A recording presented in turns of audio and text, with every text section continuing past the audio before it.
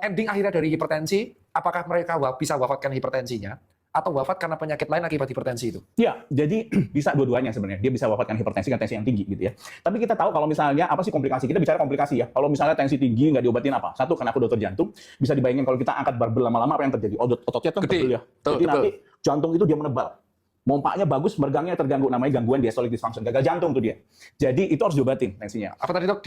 Diastolic dysfunction. Alias gagal jantung. Gagal jantung. Salah gagal jantung nggak hanya pompa jantung yang turun, tapi pompa jantungnya oke, tapi mergangnya terganggu. Itu namanya diastolik kan. Kalau pompa itu sistolik, diastolik itu mergang gitu ya.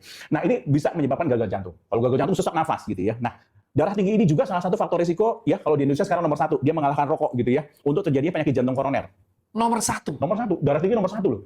Di Indonesia itu sekitar 1 dari 3 orang Indonesia itu darah tinggi, percaya nggak? Iya, itu benar. 1 dari 3 orang di sini nih, coba nih lihat nih. 1 dari 3 orang. Ya benar. Pak Denny pulang. Oh, ya. Yang namanya satu lagi demam, ini darah tinggi. Iya kan? Darah ini kelihatan ini makanya. Jadi 1 dari 3 orang itu darah tinggi. Enggak nakut-nakutin loh. Nanti abis ini ke dokter Ade, jangan. Ada ke dokter Lira di situ boleh. Saya boleh dokter Adem aja ya. Adem boleh monggo. Dokter Adem, enak dokter Adem. Sedingin. Terus berikutnya dok. Nah, terus satu lagi bikin tadi stroke. Yang paling kita tahu stroke ya.